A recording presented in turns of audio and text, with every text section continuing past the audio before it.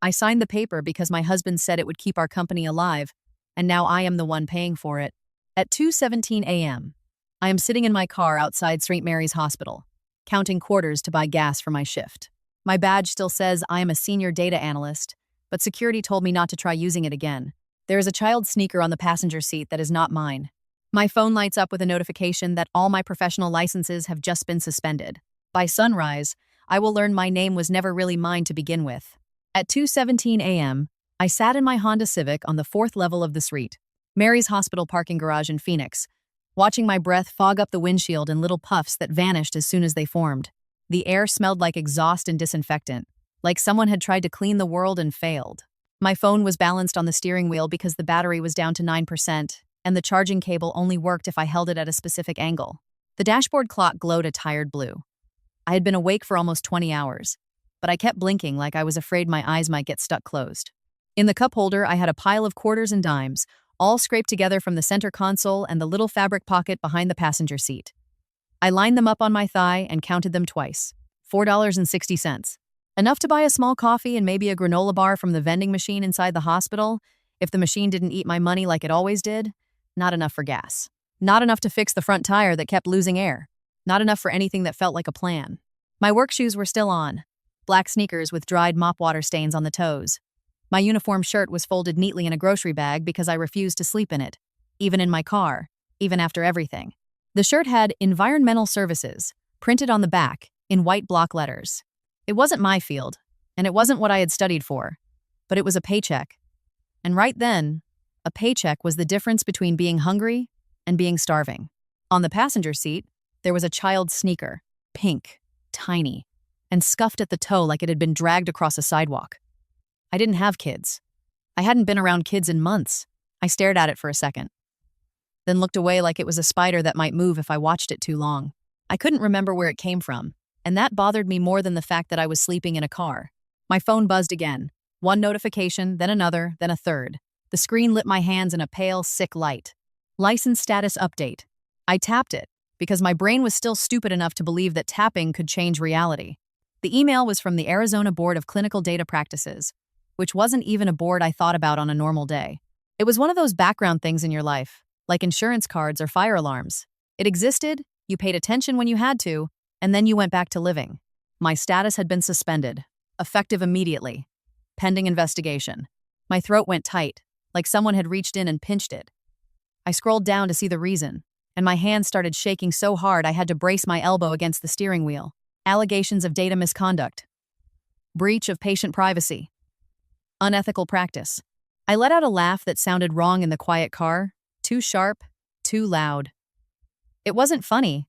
It was the only noise my body knew how to make. No, I whispered. No, no, no. I clicked the attached complaint, expecting some mistake, some misfiled name, some clerical error that I could fix with one phone call. The PDF opened, and there it was in black and white. My name, my old work email, my signature on a compliance statement I had never signed. It wasn't my signature. It looked like my signature the way a mask looks like a face. Close enough to fool people who didn't know you. Wrong enough to make your stomach twist if you did. I stared at that fake signature until my eyes watered. My badge was on the dashboard, face up. Senior Data Analyst, Alina Marsh. It had my photo from 2 years ago, when I still slept in a bed and drank coffee without counting coins, when my hair was glossy and my smile looked natural, because I wasn't forcing it. The badge had a chip in it, and it didn't work anymore. Security had taken me to a small office a week ago and told me, politely, like they were discussing parking validation, that I wasn't allowed on my old campus until further notice. Company property, the guard had said, holding out a cardboard box with my desk items inside. We're just following protocol. In the box, there had been my framed certificate, my small cactus, and a mug that said "World's Best Boss," a joke gift from my team back when I had a team. There had also been a manila folder with a printed memo from the board. Removal for cause. Suspension pending review. They didn't say his name. They didn't have to. I could feel him in every line of that memo, like fingerprints on glass. Caleb. Caleb Archer was my husband for 9 years. He was also the man who had learned how to ruin me with clean hands. When we met, I was 23 and working late in a shared office in San Diego, building dashboards for a small research group that tracked clinical trial outcomes. I liked numbers because numbers didn't care if you were charming or pretty or connected. Numbers were honest. Numbers didn't flirt. Numbers didn't lie. Or at least that's what I believed back then. Caleb walked into my life like he belonged there. He was older, confident, the kind of guy who made eye contact and didn't look away first. He wore a suit even when everyone else wore jeans, and he talked about mission and impact like he'd been born to stand in front of investors and make them open their wallets. He came to a demo day where I presented a prototype system that flagged trials likely to fail based on early patient data patterns. I had built it alone over weekends, fueled by vending machine pretzels and stubbornness. When I finished presenting, Caleb was the first person to clap. He came straight up to me afterward and said, "You don't know how rare you are." I still remember how my chest warmed at that, like I'd been cold my whole life and someone finally lit a heater. Within a year, we had a company. Within 2 years, we had funding. Within 3 years, we had an office with glass walls and a receptionist who offered visitors cucumber water like we were important. Caleb became the face, I became the brain. That's how people described it, smiling like they were complimenting both of us equally. I didn't correct them. I thought it didn't matter. I thought what mattered was that we were building something together.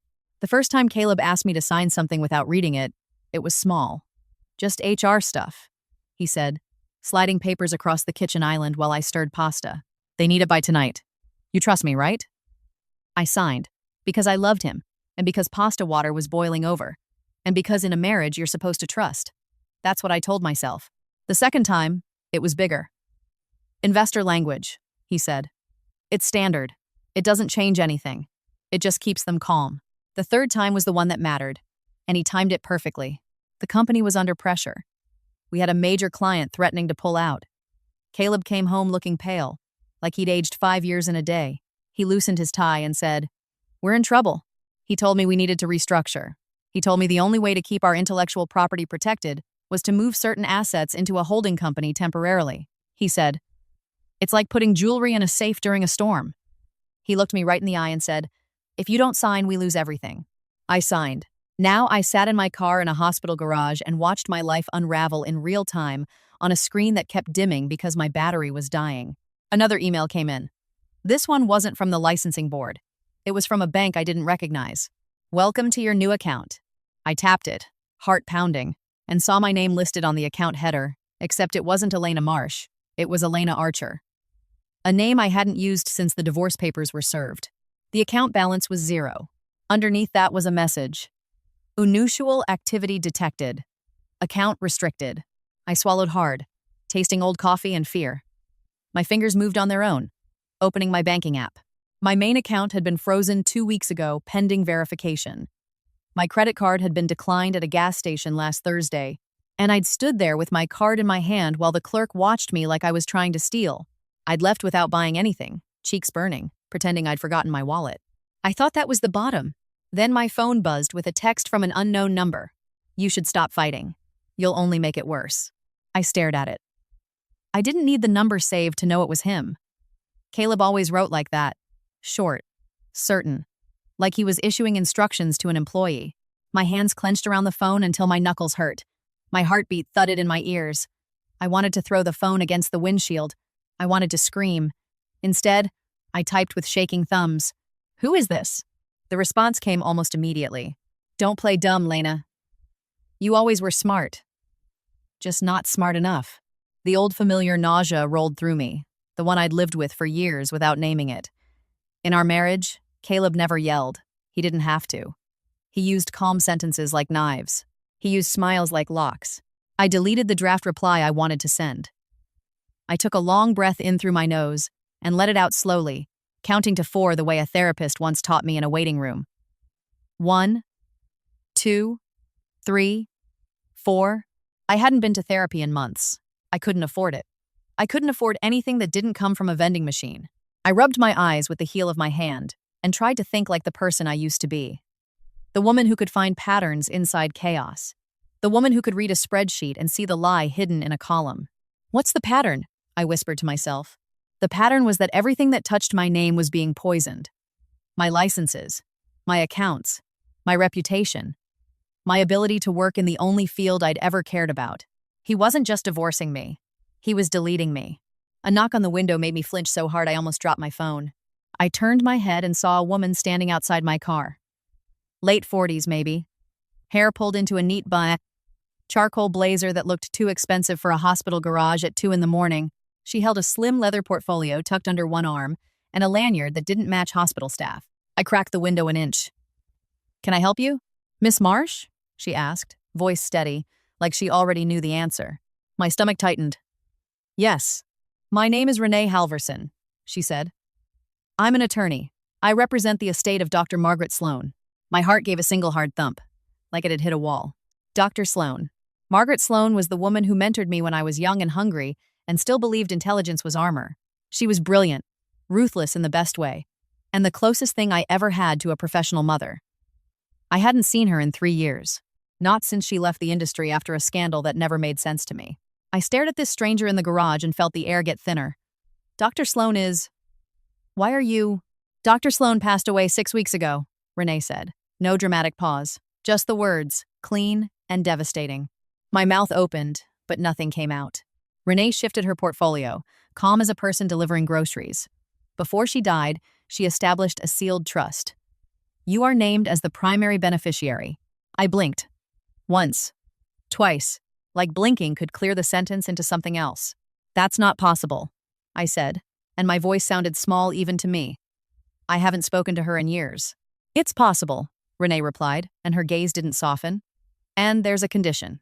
Of course there was. In my life, nothing arrived without a hook in it. Renee glanced down at her watch. "If you're willing, we need to talk somewhere more private. Now." I looked at my car, at the coins, at the child's sneaker, at my dead phone cable hanging like a limp string.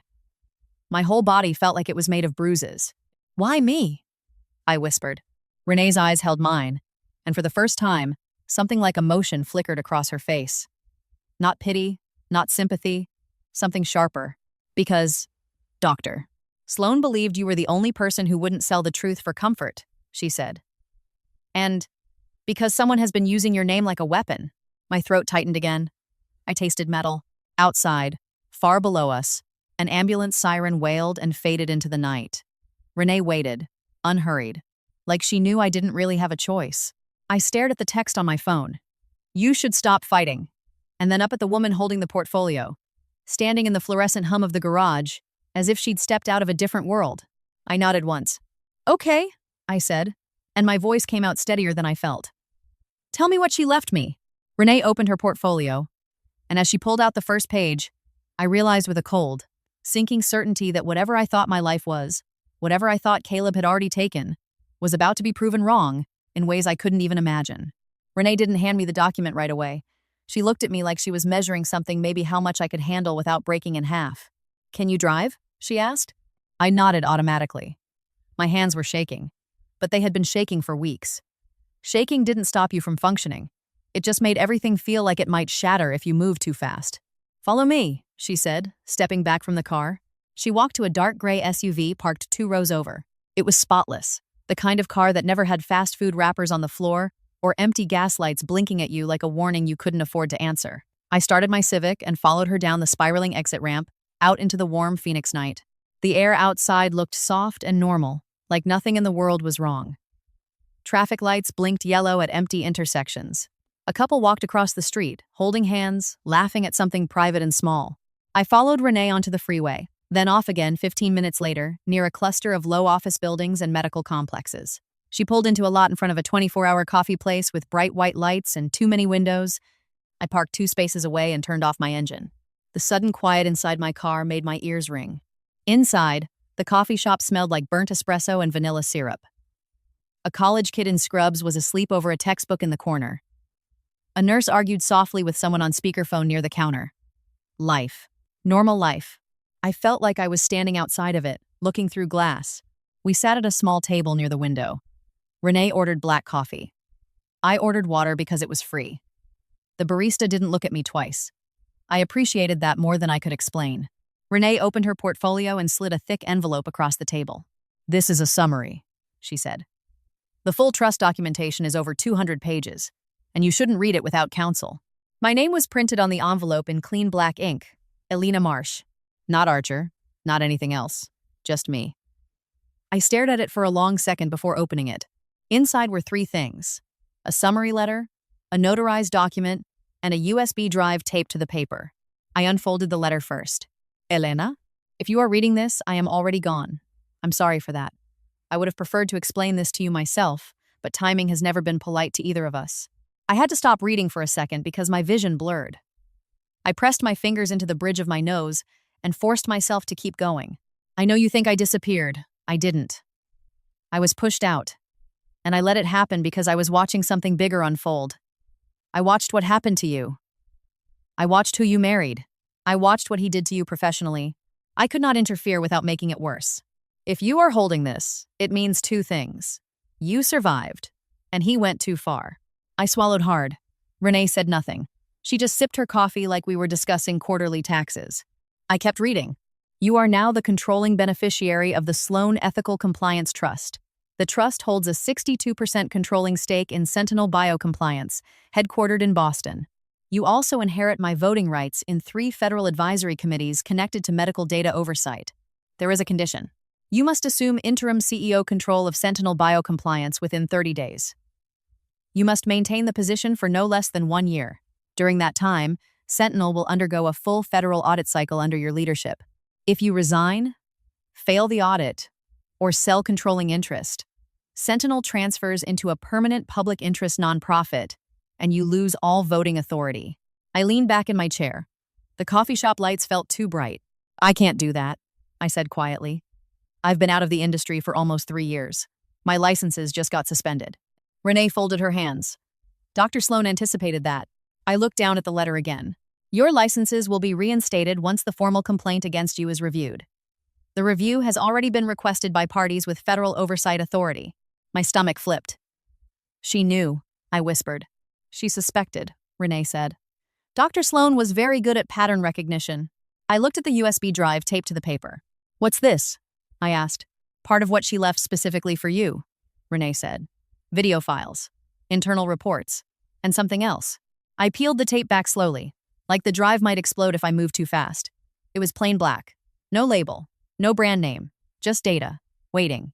My chest tightened. Why me? I said again, softer this time. Renee set her coffee down. Because you built something once that scared very powerful people. Because you refused to falsify trial data when it would have made investors happy.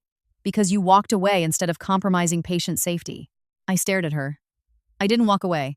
I got pushed out. Yes, she said calmly. And you didn't burn everything down on your way out. Most people would have.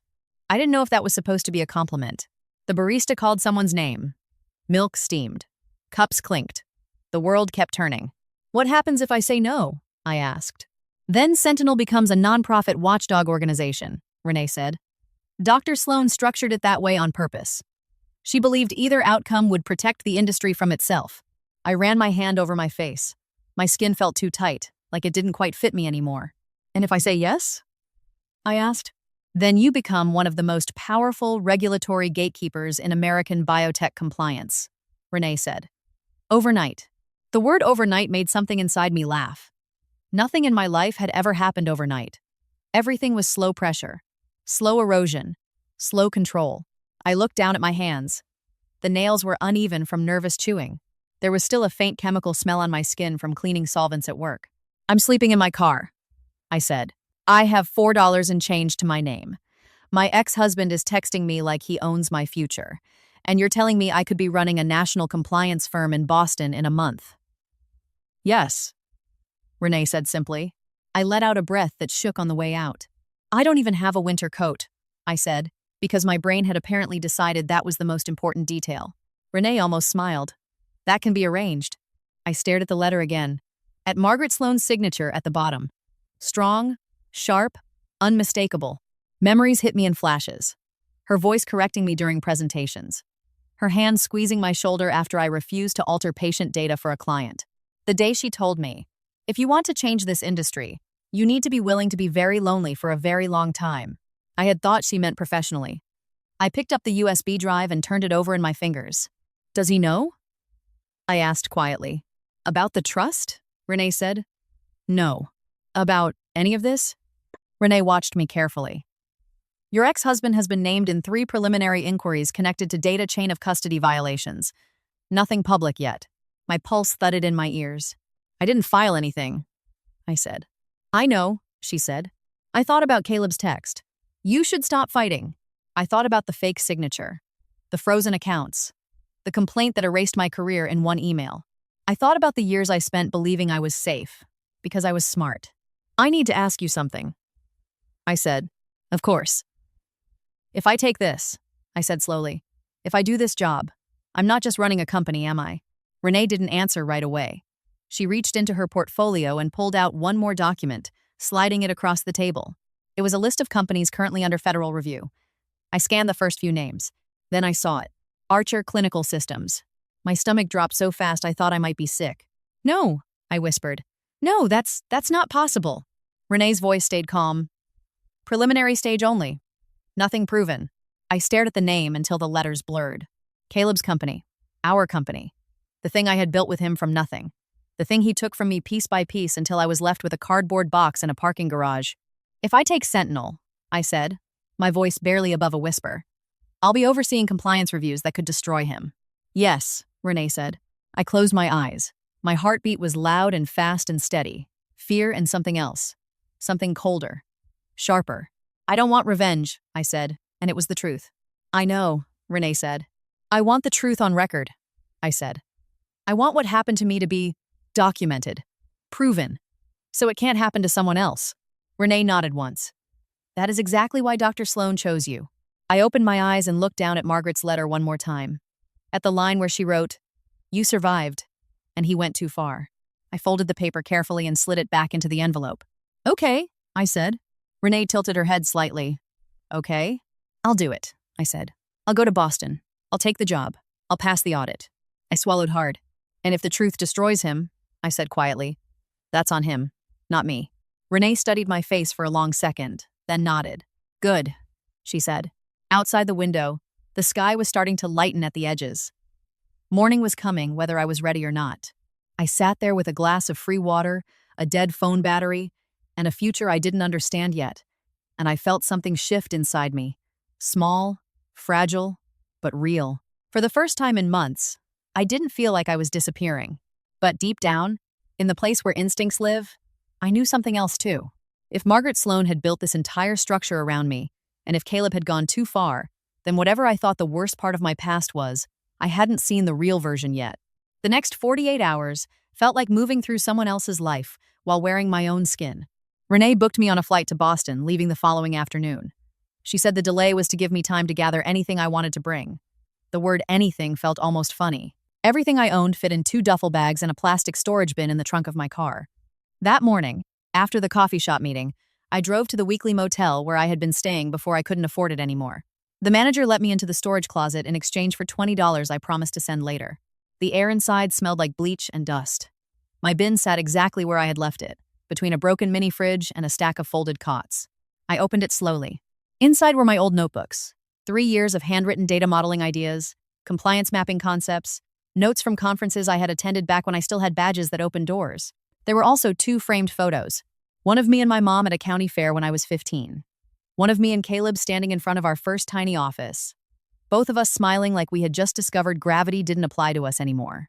I flipped the photo face down and put it back. I packed the notebooks, my laptop, 3 changes of clothes, and the one blazer I had managed to keep through the divorce because it had been at the dry cleaner when everything else got frozen in shared asset disputes. I left behind a lot of things without feeling much about it. When you lose everything once, objects stop feeling permanent. Back in the parking lot, I sat in my car and opened my email again. More notices. More automated language telling me my professional identity was currently under review. I stopped reading after the 3rd one. There was nothing in those emails I could fix from a motel parking lot. My phone buzzed again. Unknown number. I stared at it, then answered. Elena, Caleb said, like he had just caught me in the kitchen at home instead of on speaker in a hot car with peeling dashboard vinyl. What do you want? I asked. A small pause. I could almost see him smiling on the other end, like he enjoyed that I didn't sound afraid anymore. I want you to stop making things worse for yourself, he said. The board complaint was already bad. If you keep pushing, there will be criminal implications. My stomach tightened. I didn't do anything. You accessed restricted trial data, he said smoothly. There are logs. There are timestamps. You know how this works. Yes. I did know how this worked. I knew exactly how digital logs could be manipulated if you controlled enough internal permissions. You already took everything, I said quietly. Why are you still calling? Another pause. Longer this time. Because you're not supposed to fight back, he said finally. Not angry, not loud, just matter of fact. The old version of me would have apologized just to make the conversation end. I'm not fighting, I said. I'm surviving. He exhaled sharply, like I had disappointed him. Sign the settlement amendment I sent, he said. Agree to permanent non-compete language and you can keep the condo sale remainder. The condo sale remainder was $12,000. I had spent almost half of that already trying to keep up with rent and legal paperwork. I'll think about it, I said. Because sometimes giving nothing still feels like losing. Good, he said. Because if you don't, things will escalate. And you won't like what comes next. The line went dead. I stared at my reflection in the rearview mirror. My eyes looked older than 32. There were lines at the corners that hadn't been there a year ago. My hair was tied back in a messy knot that I didn't bother fixing. Things will escalate, I repeated to the empty car. Then I started the engine and drove. The flight to Boston felt unreal. I hadn't been on a plane since before the divorce. Back then, I had TSA pre-check and noise-canceling headphones, and Caleb texting me about investor dinners while I reviewed trial dashboards mid-air. Now I had a middle seat, a carry-on that barely fit in the overhead bin, and a boarding group so late they were asking for volunteers to gate-check bags. I didn't mind. I sat between a college kid flying home for spring break and an older woman knitting something navy blue and complicated. Nobody talked to me. It felt like being invisible in the safest possible way. When we landed, the cold hit me like a physical wall. Phoenix had been 80 degrees. Boston in early March was gray, wet, and mean about it. My breath came out in white clouds as I stepped onto the curb outside Logan Airport. A black sedan pulled up less than a minute later. The driver rolled down the window. "Miss Marsh?" he asked. I nodded and got in. The ride into the city was quiet. Buildings rose up around us, old brick next to glass towers, history pressed up against new money. My stomach twisted the closer we got to downtown. Sentinel Biocompliance occupied 6 floors of a renovated industrial building near the harbor. The outside was all red brick and tall windows. Inside, the lobby was marble and brushed steel, and the kind of quiet that comes from people making expensive decisions. The receptionist stood when I walked in. "Miss Marsh, welcome to Sentinel." The way she said it made my chest tighten, like she was talking to someone important, like she wasn't looking at the woman who had counted quarters for coffee 2 days ago. Renee met me by the elevator. She looked exactly the same as she had in Phoenix. Perfect blazer, calm eyes, zero wasted motion. "You slept?" she asked. "Some," I said. She nodded and handed me a security badge. My name was already printed on it. Interim CEO. The elevator ride up to the executive floor took maybe 15 seconds. It felt like going underwater. The conference room was full when we walked in. 8 people sat around a long glass table, all of them older than me. All of them dressed like they expected to be in charge of something. Renee cleared her throat. "Everyone, this is Elena Marsh." A man in his 60s with silver hair leaned back in his chair. "You look younger than your file." "I get that a lot," I said, and took the empty chair at the head of the table because it was the only one left. A woman to my right slid a tablet toward me. "We've prepared a transition packet. There are concerns about your recent professional disruptions." There it was. Polite corporate language for "we think you're damaged goods." "I'm aware," I said. Silver hair folded his hands. Dr. Sloan was brilliant, but this decision surprised many of us. I met his eyes. It surprised me too. That got a few small smiles. Not friendly, not hostile, just curious. The woman beside me tapped her tablet. Federal audit pre-notice arrived this morning. They accelerated the timeline. 30 days. My pulse kicked up. Renee looked at me once, very quickly, then back to the room. "Then we begin immediately," I said, before I could overthink it. Silence settled for a second. Silver hair nodded slowly. "All right then, Miss Marsh. Let's see what you can do." The meeting moved fast after that. Compliance mapping, current investigations, risk exposure summaries. I wrote notes the way I always had, fast and neat and organized by priority. For 2 hours, I forgot about Phoenix, about Caleb, about parking garages and motel storage closets. I remembered who I had been before everything fell apart. After the meeting, Renee walked me to a corner office that overlooked the harbor. Gray water, gray sky, boats rocking against their lines like they were restless. "This was Dr. Sloan's," she said. I stepped inside slowly. The desk was clean, except for one framed photo and a single sealed envelope with my name on it. My throat tightened again. "Take the rest of the day," Renee said. "Read what she left you. Tomorrow we start the audit prep. She left without another word. I walked to the desk and sat down. The chair still smelled faintly like expensive perfume and lemon cleaner. The photo was of Margaret standing in front of a congressional hearing backdrop, looking like she owned every room she ever walked into. The envelope was heavier than it should have been. My hands shook as I opened it. Inside was a letter and a thin stack of printed reports. I unfolded the letter first. Elena, if you are sitting in this chair, then the audit has already been accelerated. That means the same people who tried to destroy me are moving again. And if they are moving, your ex-husband is already involved, whether he realizes it or not. I stopped breathing for a second. I flipped through the reports. Compliance flags, data routing anomalies, third-party vendor risk chains, and then I saw it. Archer Clinical Systems. Not once. 16 separate data routing intersections with flagged trial datasets. My hands went cold. I looked out at the gray harbor water and felt something inside me lock into place. Not revenge. Not anger. Something quieter. Harder. Truth, I thought. Then my phone buzzed on the desk. Unknown number. I stared at it, already knowing. I answered. Elena, Caleb said. I looked down at the printed report with his company name stamped across the header and realized, with a slow, steady certainty, that whatever game he thought he was playing, he had already stepped onto a board he didn't even know existed. Elena, Caleb said again, like he expected me to answer right away, like he had never lost the right to my attention. I kept my eyes on the report in front of me. Archer Clinical Systems. 16 flagged intersections.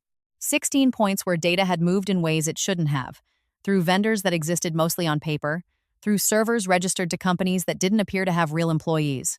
I'm working, I said finally. A small pause. Working where? He asked. I didn't answer. I let the silence stretch long enough to make it uncomfortable. You flew somewhere, he said. Not a question. A statement. Your phone pinged out of state.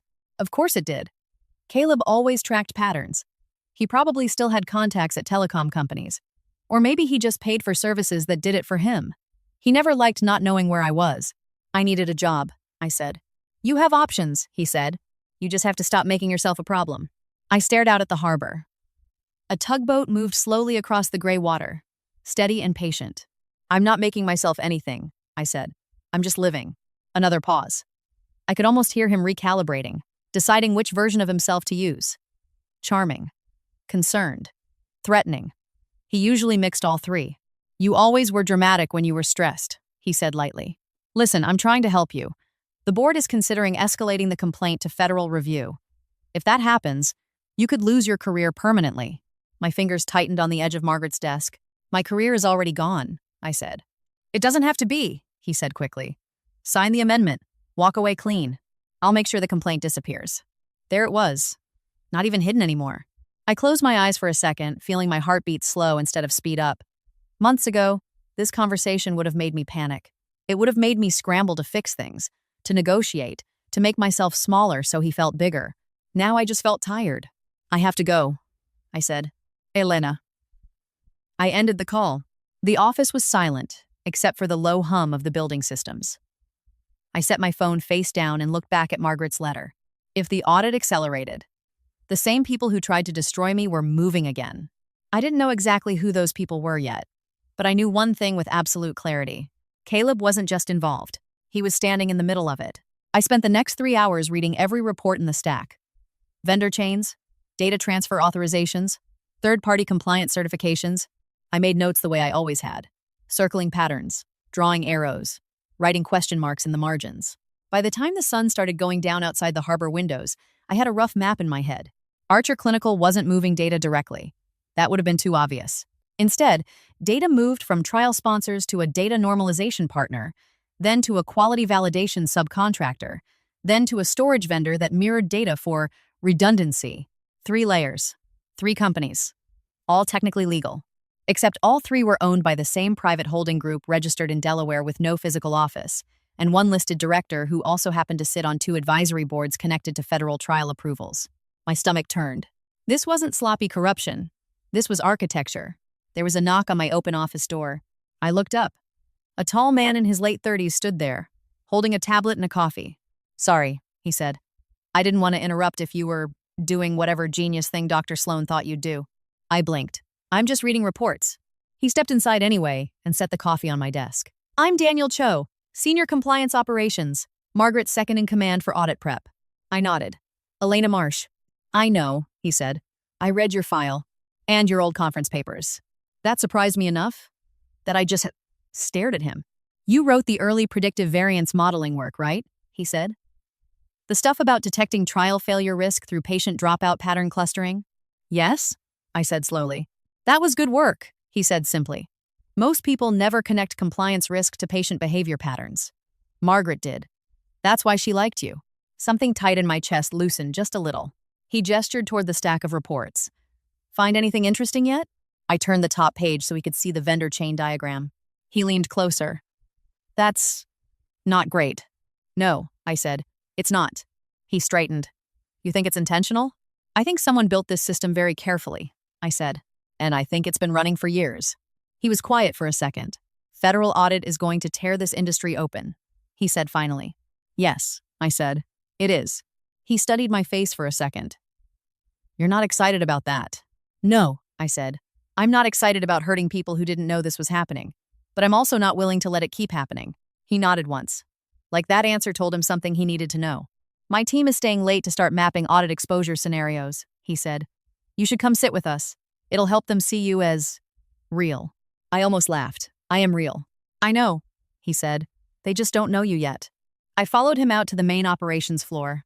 Rows of desks, multiple screens per station, whiteboards covered in compliance flow diagrams and regulatory timelines.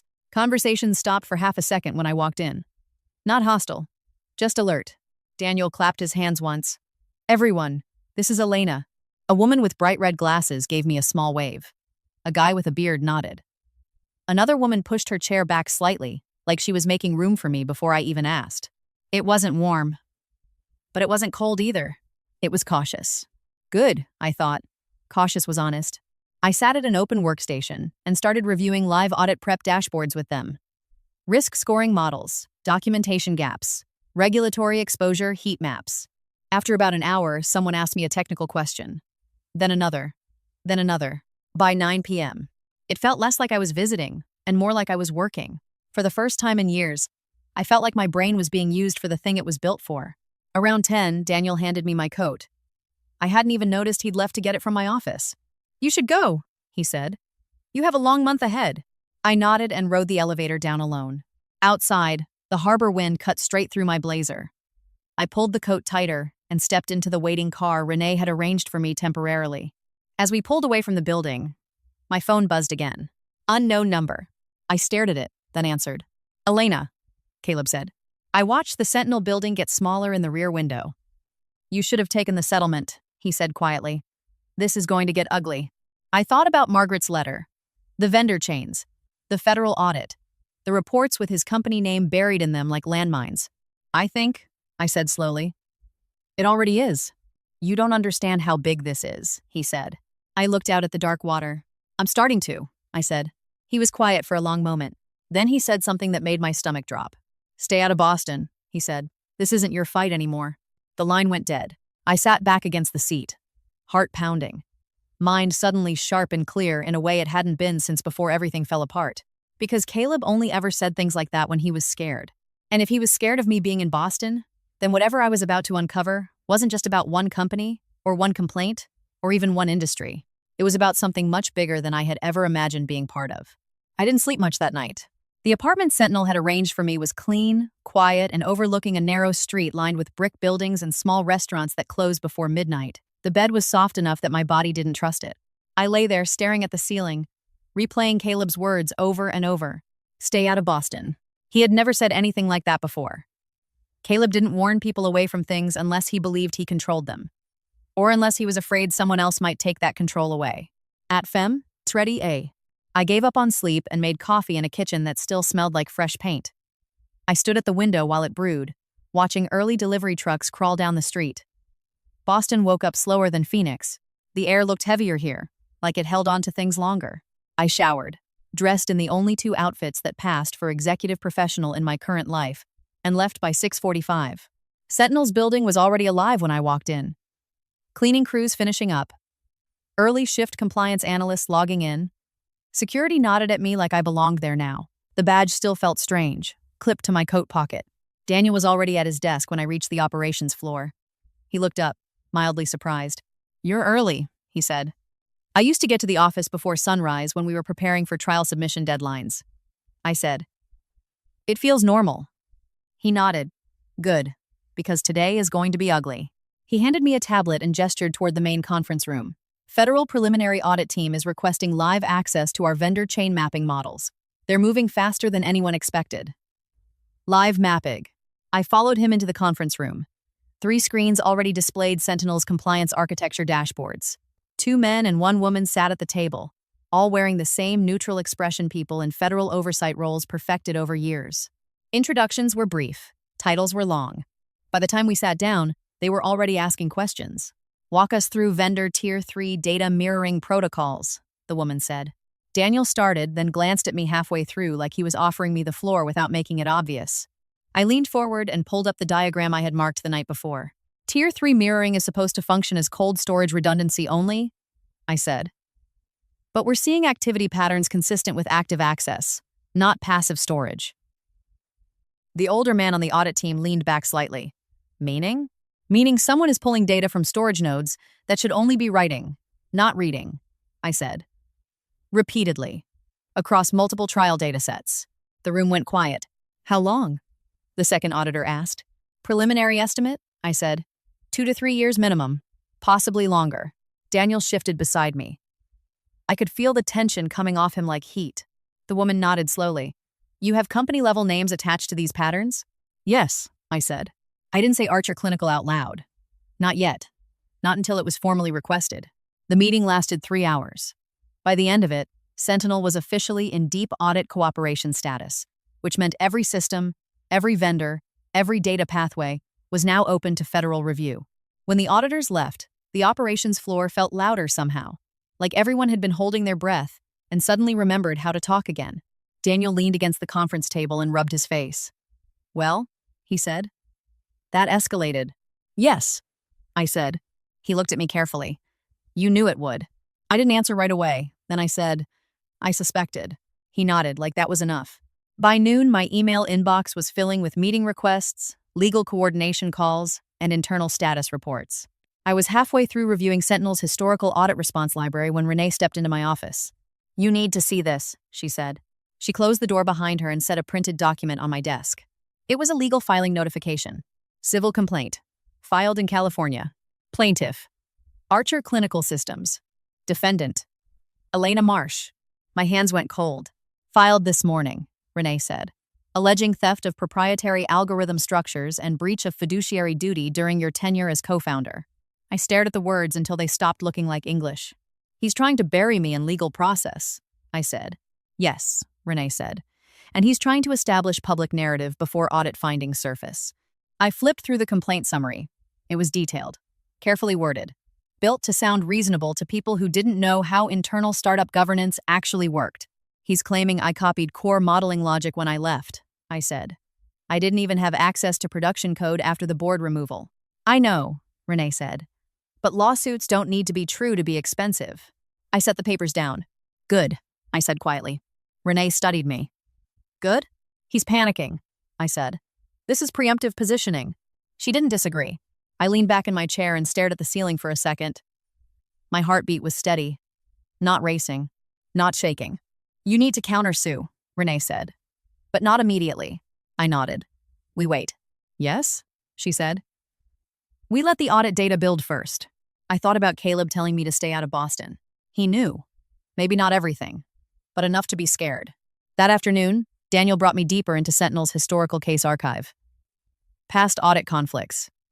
Industry enforcement actions. The ways companies tried to hide things and the ways they eventually got caught. Margaret used to say, Daniel said, scrolling through an old enforcement case, "Corruption is lazy. It always leaves fingerprints somewhere." I smiled faintly. She told me that once too. Around 4 p.m., my phone buzzed again. Unknown number. I let it go to voicemail this time. 30 seconds later, voicemail notification. I didn't open it. Instead, I pulled up the vendor chain intersection map and zoomed in on Archer Clinical's data routing path. The deeper I traced it, the clearer the structure became. Caleb hadn't just stolen my work. He had built an empire on top of systems designed to make accountability almost impossible.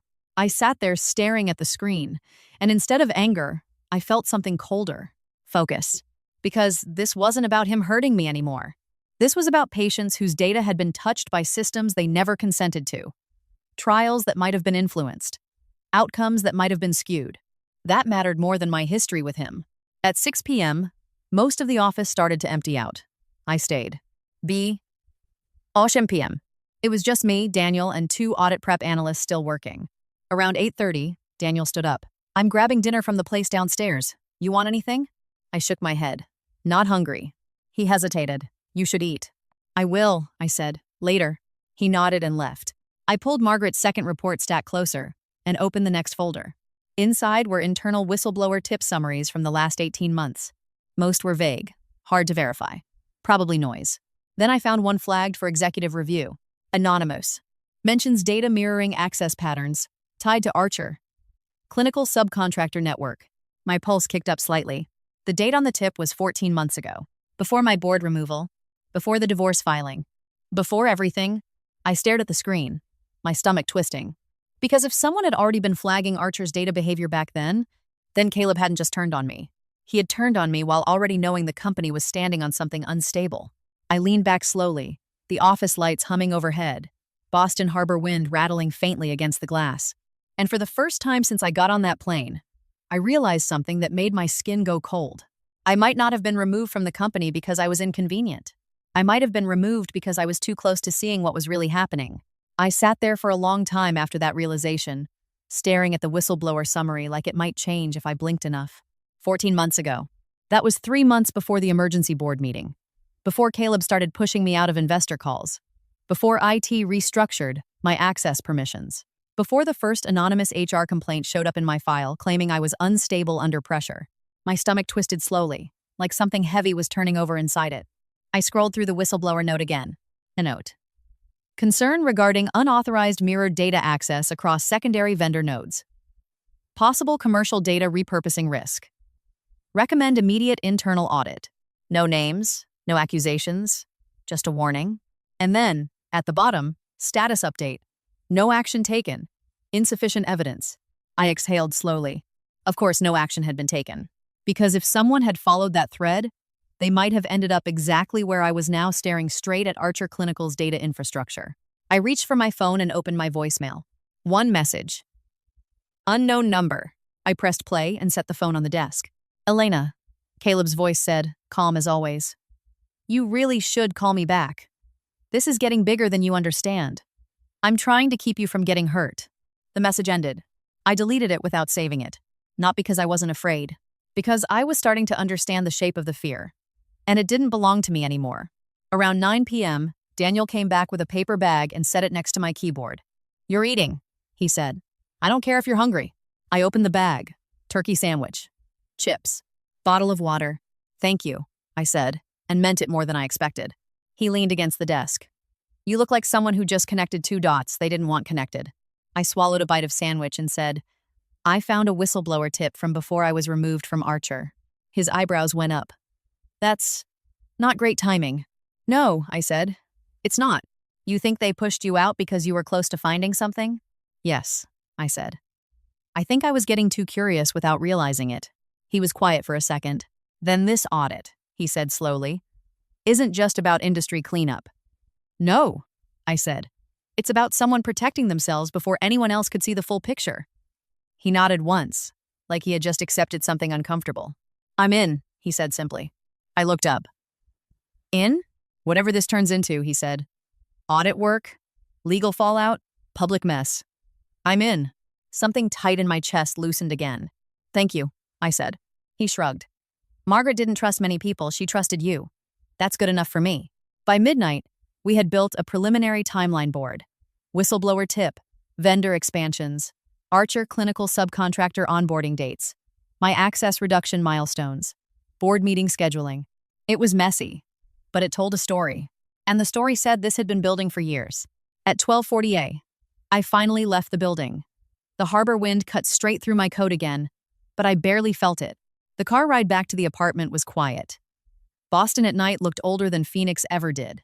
like it had seen too many secrets to be surprised by one more. I fell asleep on the couch instead of the bed, laptop still open on my chest. I woke up at 5:12 a.m. with a crick in my neck and 3 new emails marked urgent. One was from Sentinel, legal. One was from Federal Audit Coordination. One was from an address I didn't recognize. Subject line: "You deserve to know." My pulse picked up. I opened it. No greeting, no signature, just text. "You were removed because you refused to approve the Phase 3 data compression shortcut." I stared at the screen, heart thudding. Another line: "The shortcut reduced storage costs but corrupted long-term patient outcome traceability." Another line: "Caleb approved it anyway after your access was reduced." My hand started shaking. Another line: "Check internal archive folder. P3, compression, override, logs." I swallowed hard and opened my laptop fully, logging into Sentinel's deep archive systems. The system took longer than normal to authenticate, like it was double-checking that I was allowed to see what I was asking for. Then the folder opened. Hundreds of log entries. Timestamped. User authorizations.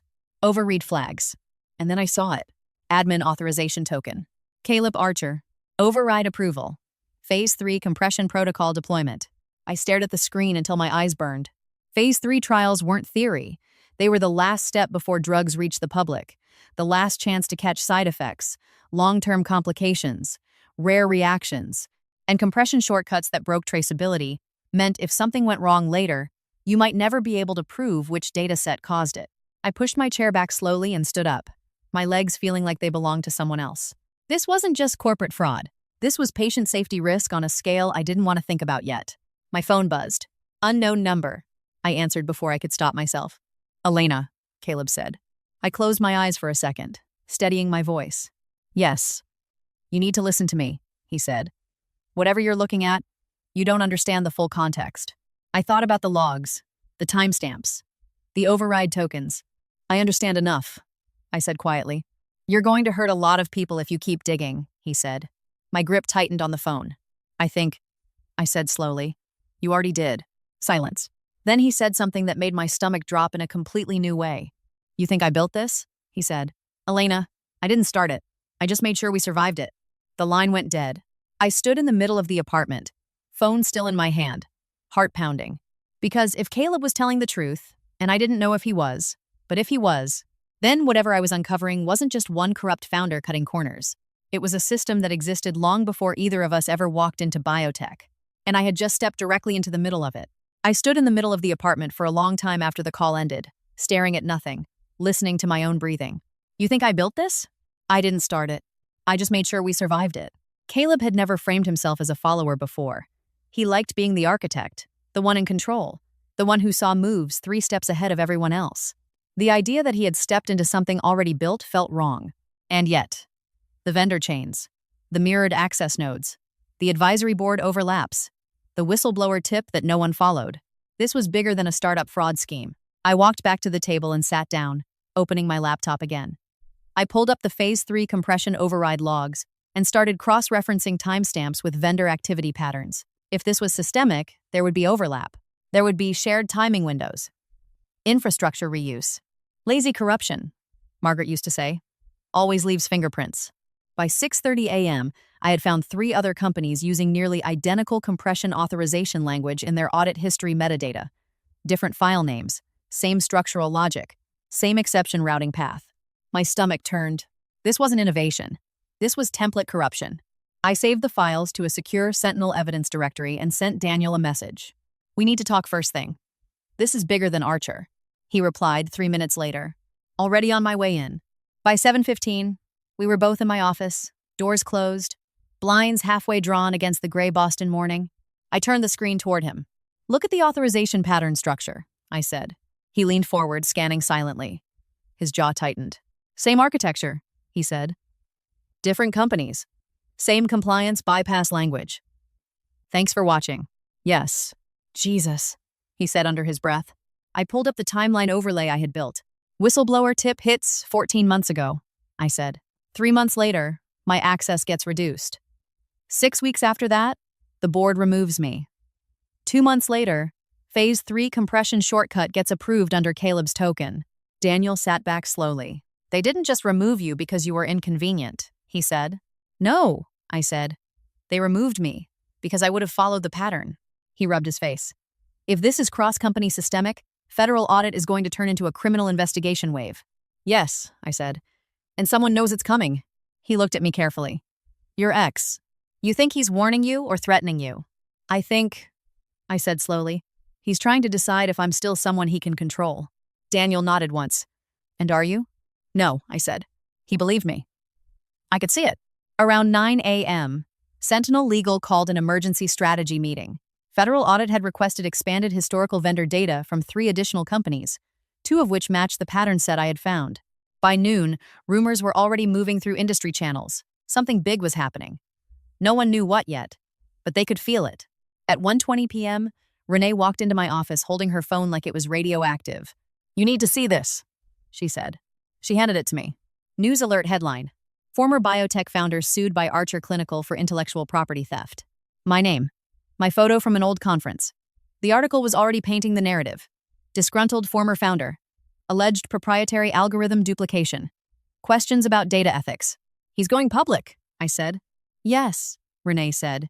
He wants to get ahead of audit exposure. I handed the phone back. Good, I said quietly. She studied me. You don't sound surprised. I'm not, I said. He's scared. She nodded slowly. We'll file a response, she said. But carefully. We don't show our hand yet. Yes, I said. She hesitated. There's something else. I looked up. 2 other companies named in your internal pattern analysis, she said. Both just hired crisis PR firms. Cold spread through my chest. They know, I said. Yes.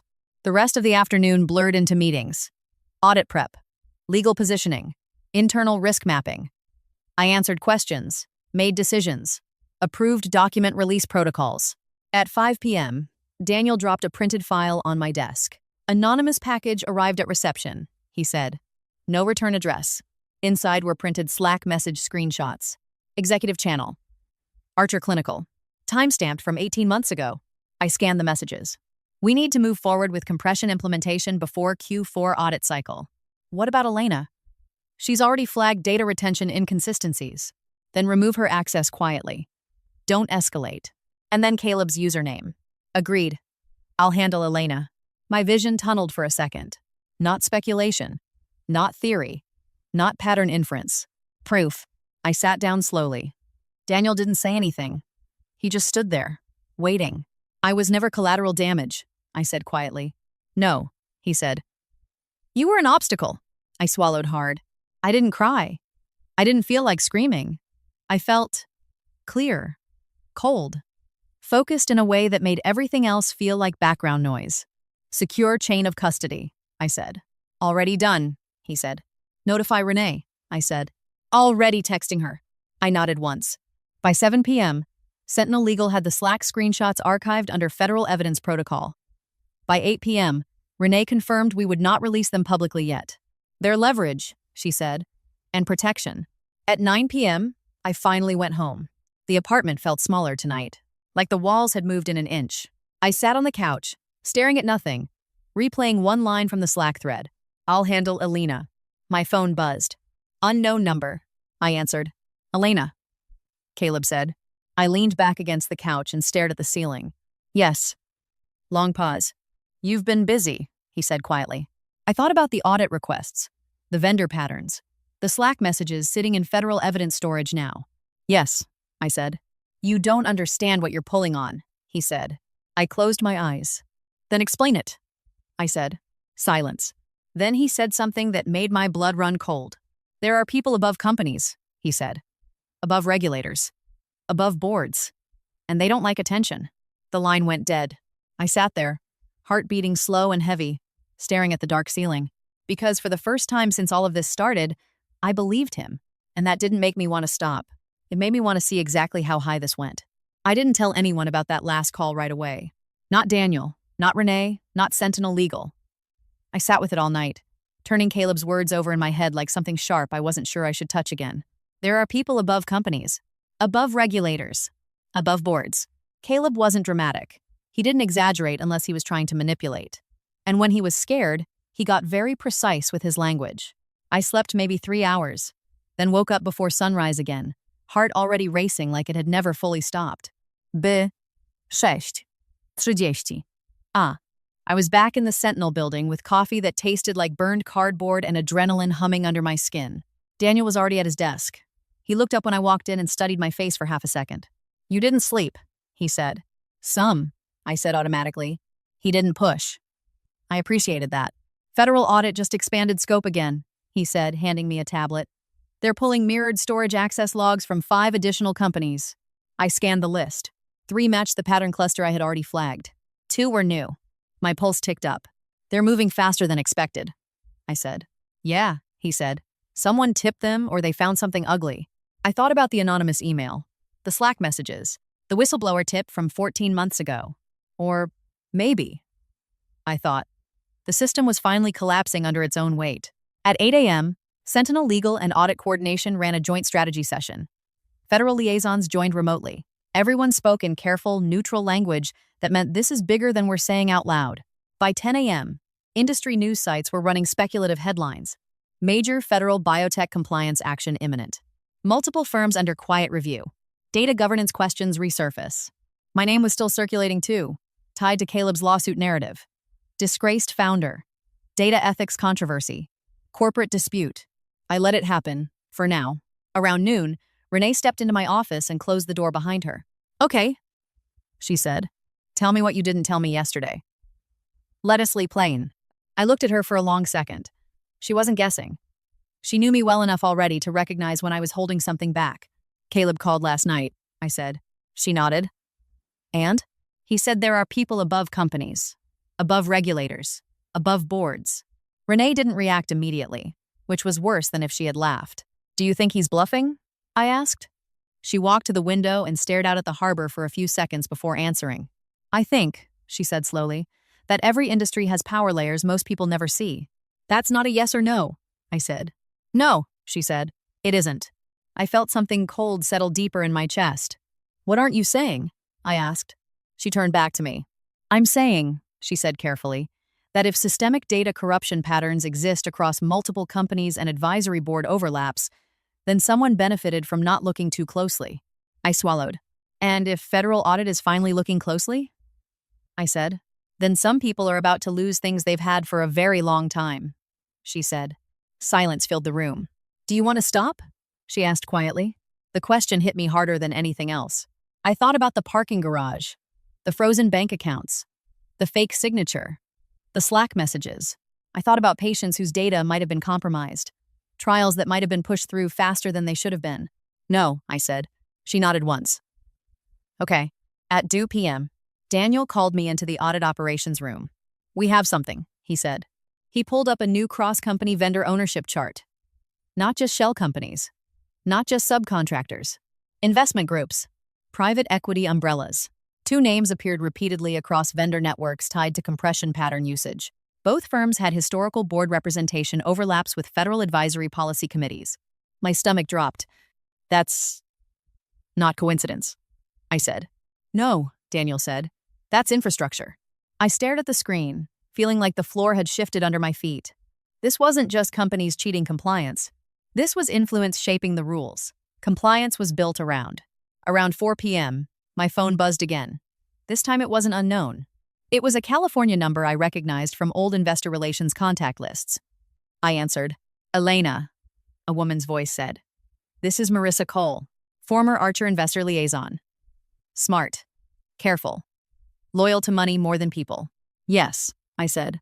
"You need to stop," she said. "Straight to it. No small talk."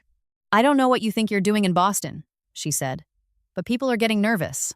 "People?" I said. "You know who I mean." She said. I didn't answer.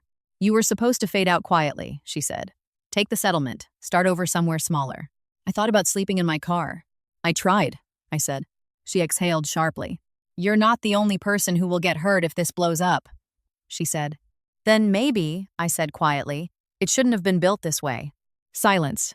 Then she said very quietly, "You really don't understand how big this is." The line went dead. I stared at my phone for a long time, because now it wasn't just Caleb. It was investors. It was infrastructure. It was systems layered on systems layered on systems. At 7 p.m., Sentinel Legal finished drafting preliminary counterfiling language, but held it in reserve.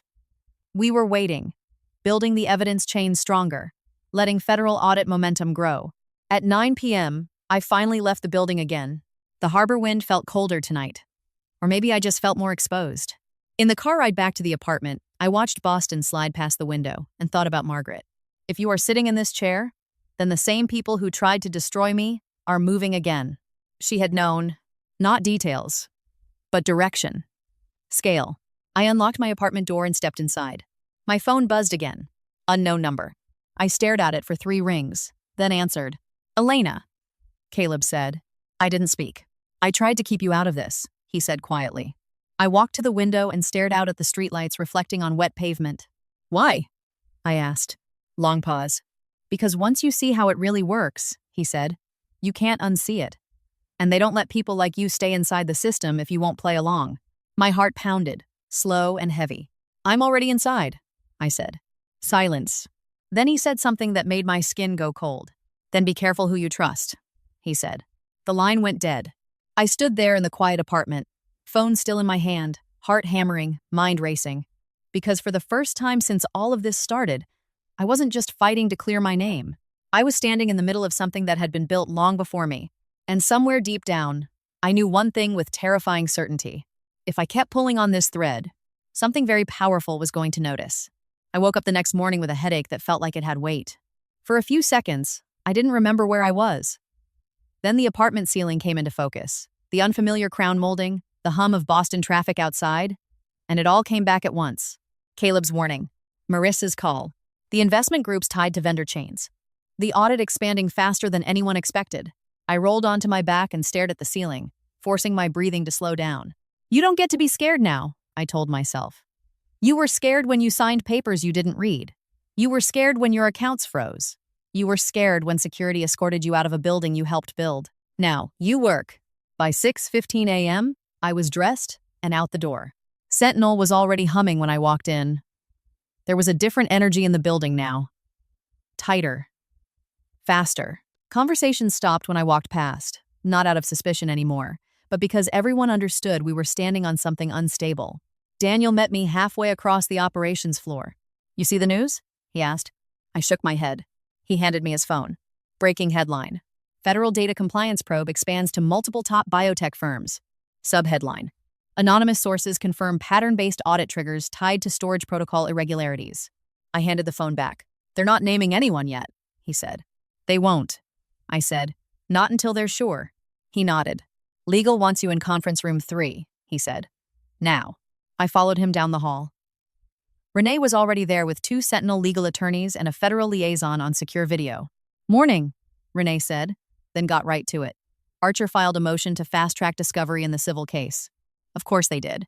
They're trying to force your internal research notes and early prototype modeling documentation into public legal record, one of the attorneys said. They're trying to make it look like I stole my own work, I said. Yes, Renee said. And they're trying to distract from audit expansion. I leaned forward on the table. We don't counter publicly yet, I said. We counter structurally. They all looked at me. We file whistleblower cooperation documentation, I said. Not against Archer specifically, against systemic compression protocol misuse across vendor chains. The federal liaison spoke for the first time. You're willing to do that knowing it will escalate federal attention? He asked. Yes, I said. Knowing it will make you a public face of the issue? He asked. Yes. Any. Renee watched me carefully. Not worried? Measuring. Then we start today, she said. By noon, Sentinel Legal had drafted preliminary federal cooperation expansion filings tied to evidence I had uncovered. Not accusations, not public statements, just structured data evidence chain submission. Quiet, clean, impossible to spin as emotional revenge. At 1:30 p.m., Daniel walked into my office holding a printout. They subpoenaed vendor ownership disclosures, he said. How many companies? I asked. 8, he said. My pulse ticked up. Pattern cluster? I asked. Yes, he said. The system was cracking open faster than I expected. Around 3 p.m., my phone buzzed. Unknown number. I stared at it, then answered. Elena, Caleb said. His voice sounded different, less controlled, still calm, but thinner. You filed something, he said. Yes, I said. You don't know who you're putting in a corner, he said. I stared out the office window at the gray harbor water. I didn't put them there, I said. They built the corner. He exhaled sharply. They will burn everything before they let this go public, he said. Then maybe it shouldn't have existed, I said. Silence. Then, very quietly, he said, I tried to shield you. I closed my eyes for a second. You erased me, I said. I kept you alive professionally, he said. If you had stayed, you would have signed off eventually, or they would have buried you completely. My throat tightened. Then why sue me? I asked. Because if I didn't, he said, someone else would have. The line went dead. I sat there for a long time after that call, hands resting on Margaret's desk, heart pounding slow and steady. At 5 p.m., Sentinel Legal confirmed federal evidence intake had accepted the expanded documentation package. At 6 p.m., industry news shifted tone. From speculation to structure, federal data review may signal industry-wide policy reform. They still didn't name companies, but they would. Around 7:30 p.m., Renee stepped into my office. They're offering you a settlement, she said. I blinked. Archer? No, she said. Private intermediary legal counsel, representing unnamed investment interests. My stomach dropped. What kind of settlement? I asked. Drop federal cooperation. Sign permanent non-disclosure regarding internal vendor architecture knowledge. Walk away clean. Lawsuit disappears. Complaint disappears. Licenses restored immediately. I laughed once. Sharp. Humorless. They think I'm still the woman who signed papers in kitchens, I said. Renee didn't smile, but her eyes softened slightly. Yes, she said. They do. I stood up and walked to the window. What happens if I say no? I asked. She didn't hesitate. Then this gets bigger, she said. Faster. I watched a cargo ship move slowly across the harbor. Good, I said. She nodded once. At 9 p.m., I finally left the building again. The Boston air smelled like salt and exhaust and cold metal. My phone buzzed one more time as I stepped into the car. Unknown number. I answered. Elena, Caleb said. I closed my eyes. Yes. Long silence. Then he said, very quietly, they're going to try to make you look unstable, corrupt, dangerous. I thought about the fake complaint, the lawsuit, the media narrative. They already tried, I said. Another silence. Then he said something that made my chest tighten in a way I couldn't name. You were never supposed to be the one who saw all of it, he said. The line went dead. I sat back in the seat, heart beating slow and heavy, staring out at the dark Boston streets sliding past, because now I understood something I hadn't fully let myself see before. This wasn't just about clearing my name. This wasn't just about Caleb. This wasn't even just about one broken industry system. This was about who got to control truth. And for the first time in my life, I wasn't trying to survive inside someone else's version of it. I was about to put the real version on record. The hearing room was colder than I expected. Not temperature, atmosphere. The kind of cold that comes from cameras, polished wood, and people who have spent decades learning how to sit perfectly still while careers rise and fall in front of them. I sat at the long witness table with a microphone angled toward me and a nameplate that read Alina Marsh in plain black letters. In front of me was a stack of prepared documents, water I hadn't touched, and the faint smell of furniture, polish, and old paper. Behind me, rows of observers filled the gallery seats. Staffers, reporters, industry representatives pretending not to recognize each other. Lawyers pretending not to watch me. To my left, Sentinel Legal sat in a quiet line. Renee gave me one small nod. This wasn't a trial. It was a federal oversight hearing on data governance and compliance enforcement gaps across clinical trial data infrastructure. I wasn't here as an accuser. I was here as a technical witness. And that mattered. The committee chair adjusted his glasses and leaned toward his microphone. Miss Marsh, thank you for appearing today, he said. For the record, please state your professional background. I spoke slowly. Clearly. No drama, no emotion. I am a clinical data systems architect and compliance risk analyst. I am currently serving as interim CEO of Sentinel Biocompliance. Pens moved. Screens glowed. Cameras stayed fixed. Miss Marsh, another member said, can you explain, in plain terms, what triggered the current audit expansion? I folded my hands on the table. In plain terms, I said, we identified data storage and compression practices across multiple vendor networks that could compromise long-term patient outcome traceability. Silence in the room. Not loud, but focused. Is that illegal? Someone asked. It depends on intent and disclosure, I said. But it is dangerous. I explained slowly, step by step, how compression shortcuts saved money but reduced audit traceability. how mirrored storage could become active access, how vendor chains made responsibility harder to track. I never said company names. I didn't have to. The structure spoke for itself. Halfway through, I felt my phone buzz in my pocket. I ignored it. "Miss Marsh," the chair said, "are you suggesting this was coordinated across companies?" I took a breath. "I am saying," I said, "that the same structural logic appears in multiple independent corporate infrastructures." "And what does that suggest to you?" he asked. "That suggests shared incentives," I said. "Or shared guidance. More pens moving. More typing." Another member leaned forward. "Do you believe patient safety was compromised?" I thought about Phase 3 traceability gaps, about data chains that couldn't be reconstructed if something went wrong years later. "Yes," I said quietly. I believe the risk was real. The room went very still. The rest of the hearing blurred into careful questions and precise answers. I stayed inside facts, structures, evidence, no accusations, no speculation. When it ended, the chair thanked me and adjourned, just like that.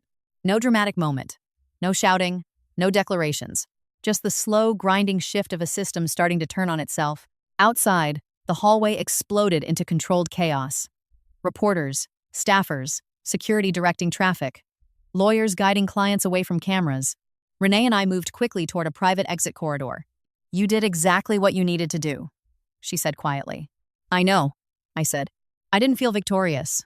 I felt steady.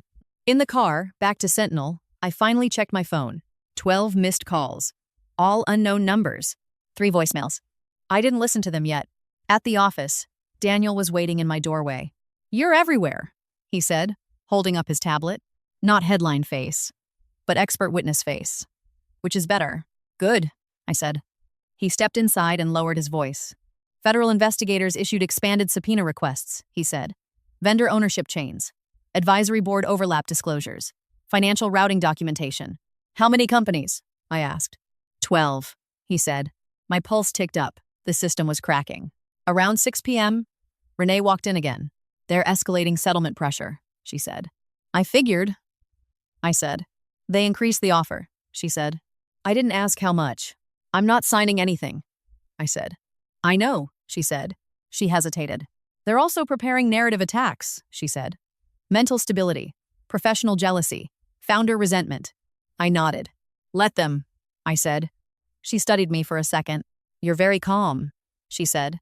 "I spent 10 years being told I was the problem," I said. "I'm not afraid of that story anymore." At 8 p.m., I finally went home.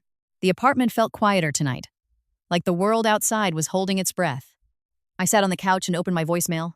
First message, investor legal intermediary. Polite, urgent, settlement discussion. Second message, unknown, no words, just breathing, then disconnect. Third message, Caleb.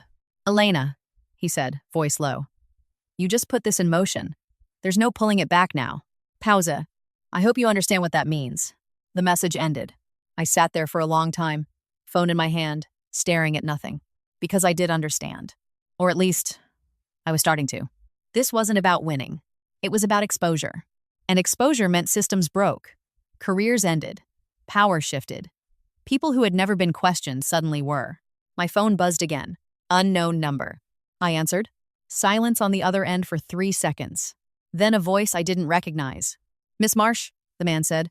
Calm, educated, not rushed. "Yes," I said. "You've done impressive work," he said. Cold spread slowly through my chest. "Who is this?" I asked. "You don't need to know," he said. "You just need to understand something." I said nothing. "Systems like this exist because people believe they are necessary," he said. "You are destabilizing something very large." My heart beat once, hard. "If it's built on corruption," I said, "it deserves to be unstable." Small pause. "You are very certain," he said. "I am," I said. Another pause. "Be careful who you think is your ally," he said. The line went dead. I lowered the phone slowly. Because now, it wasn't just Caleb warning me. And somewhere deep down, beneath the fear and the exhaustion and the cold clarity that had replaced panic months ago, I understood one final thing. Whatever I had stepped into, it was finally stepping back. I didn't tell anyone about the unknown caller the next morning. Not because I thought I could handle it alone, because I was starting to understand something about this world I had stepped into. Information was leverage, and timing was survival. By 6 a.m., I was already in the Sentinel building again, coffee in one hand, tablet in the other, forcing myself into routine. Routine kept panic from spreading. Routine made things feel like work instead of war. The operations floor was louder than usual. News from the hearing had spread overnight. Industry message boards were on fire. Analysts were whispering in corners. Legal was moving faster than I had ever seen. Daniel met me at my office door. Federal Criminal Review Task Force just got attached to the audit expansion, he said. I blinked once. That was fast. Yeah, he said. Too fast. I knew what he meant. Either the evidence was stronger than expected, or someone wanted this moving before it could be buried again. Inside my office, 3 new evidence summary packets were waiting on my desk.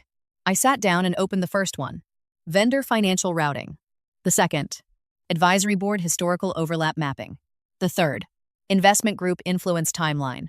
My stomach dropped slowly as I read. Margaret hadn't just built Sentinel as a compliance company. She had built it as an observation platform, layer by layer, year by year, watching patterns across companies, across vendors, across policy shifts. Waiting, not for corruption to start, for it to become provable. I leaned back in my chair, staring at the ceiling. She knew, I whispered. There was a knock on my open door. Renee stepped in and closed it behind her. You figured it out, she said. I nodded slowly. She wasn't just protecting patients, I said. She was mapping the system. Yes, Renee said. For how long? I asked. Almost 12 years, she said. My throat tightened. She knew she wouldn't be able to take it public herself, Renee said. Not safely. I looked at her sharply. Safely? Renee didn't answer right away. Then she said, Margaret believed exposure had to happen from inside active regulatory trust channels, not from outside whistleblowing, because outside gets buried. I said. Yes, she said. Silence filled the room. And she picked me, I said. Yes, Renee said. I swallowed hard. Why didn't she tell me? I asked. Because, Renee said quietly, you had to be someone they underestimated. I thought about the parking garage, the lawsuit, the media narrative painting me as unstable, emotional, disgraced, perfect camouflage. Around 11 a.m., Daniel rushed into my office without knocking. They're panicking, he said. Who? I asked. Multiple companies, he said. 3 emergency executive board calls. 1 CEO just resigned. My pulse kicked up. The system's fracturing, he said. At 1 p.m., Sentinel Legal confirmed something bigger. 2 investment groups tied to vendor chains had quietly initiated asset shielding moves overnight. Offshore transfers. Portfolio restructuring. They're preparing for collapse, Renee said. Or exposure, I thought. At 3 p.m., my phone buzzed. Unknown number. I stared at it for a long time. Then I answered. Elena, Caleb said. His voice sounded tired now. Not scared. Not controlled. Tired. Yes, I said. Long silence. You're going to win, he said finally. The words hit me like something physical. This isn't about winning, I said. I know, he said. That's why you were always dangerous. I closed my eyes. Why didn't you tell me? I asked quietly. Back then.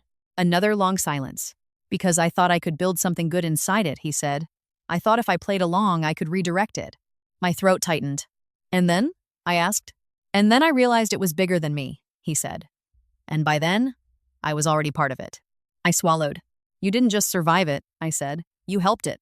Yes, he said. No denial, no spin. Just, yes.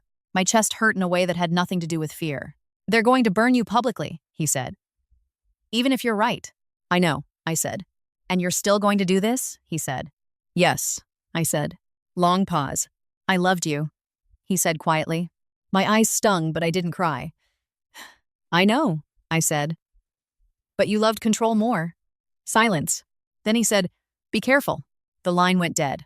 I sat there, staring at nothing, heart beating slow and heavy. Around 5 p.m., federal investigators formally requested Sentinel executive testimony for expanded criminal inquiry coordination. This was it. Not the end. The point where everything stopped being theory and started becoming record. At 7 p.m., Daniel sat across from me in the conference room. You okay? He asked.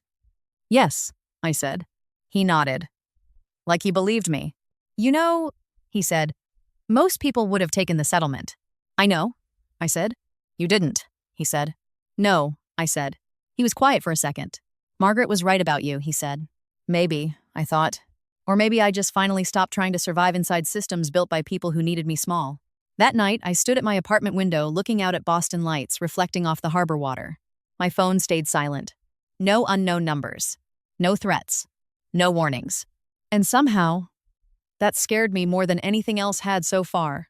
Because silence in systems like this didn't mean surrender. It meant recalculation. And deep down, I knew one thing with absolute certainty. The next move wouldn't be loud. It would be surgical. And it would be aimed directly at me.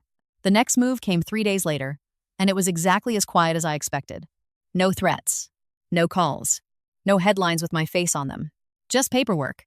I walked into Sentinel at 6:40 and found Renee already in my office, standing by the window with a legal folder in her hand. She didn't say good morning. They filed, she said. I set my bag down slowly. What kind of filed? Emergency motion, she said.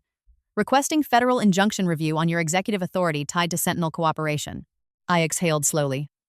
On what grounds? She opened the folder and handed me the first page. Allegations of conflict of interest. Emotional instability under litigation pressure. Risk to national pharmaceutical infrastructure continuity. I almost laughed. They went with, I'm crazy and dangerous, I said. Yes, she said. And they timed it carefully. I flipped to the supporting documentation summary. Selective media quotes. Lawsuit narrative framing. Professional complaint references. Old internal Archer HR complaints I hadn't seen in years. Everything designed to build a story. Not evidence. A story. They're trying to pull me off the board before criminal inquiry coordination locks in, I said. Yes, Renee said. I set the papers down. Good, I said quietly. She studied me carefully. Good? If they're escalating to emergency federal intervention, I said, then they're running out of quiet options. She didn't argue. By 8 a.m., Sentinel legal and federal liaisons were already coordinating response filings. Structured. Documented. Clean. Not emotional. Not defensive. Just evidence chain reinforcement and professional capability validation. At 10 a.m., federal oversight scheduled a closed review session for the following morning. Fast.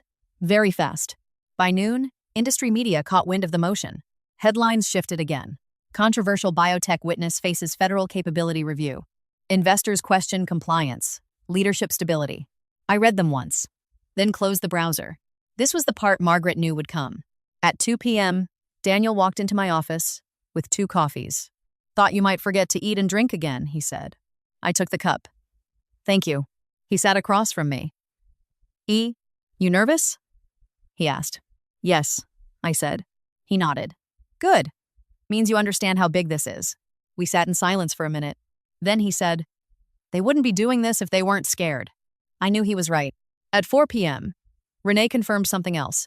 They pulled the settlement offer. She said, of course they did. Now it's just pressure, I said. Yes, she said. At 7 p.m., I went home and didn't open my laptop. I made dinner. Real dinner.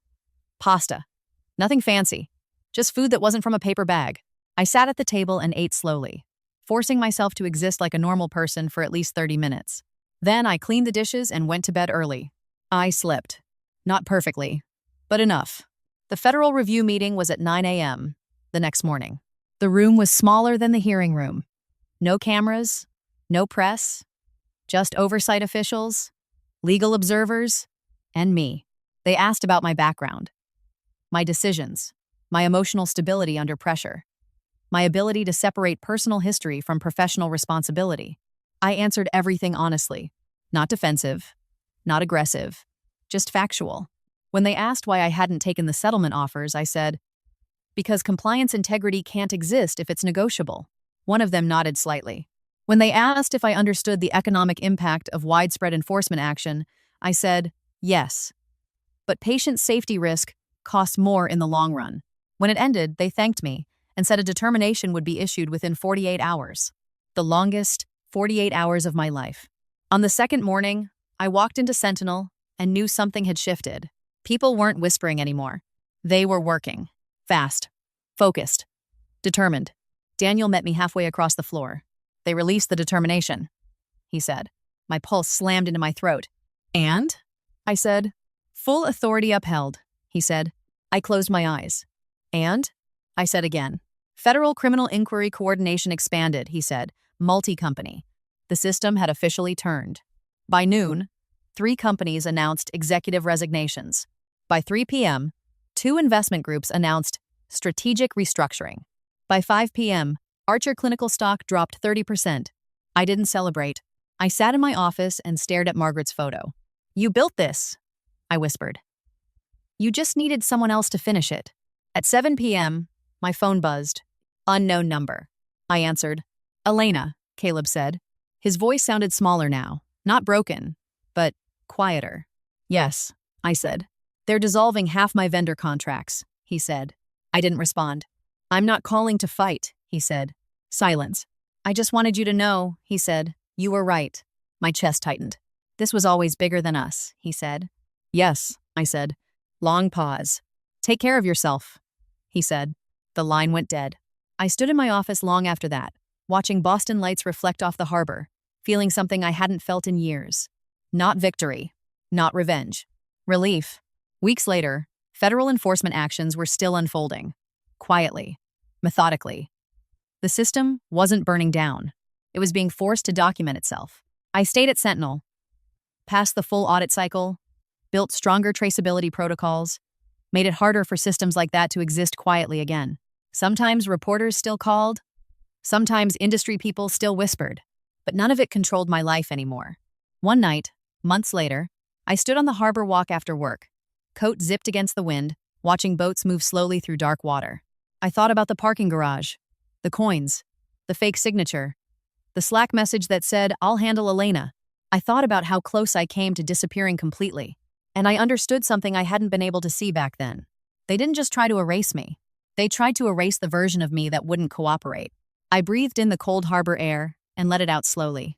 Because in the end, justice didn't feel like revenge. It felt like permanence, like being written into the record in a way no one could delete. And for the first time in a very long time, I finally believed my life belonged to me.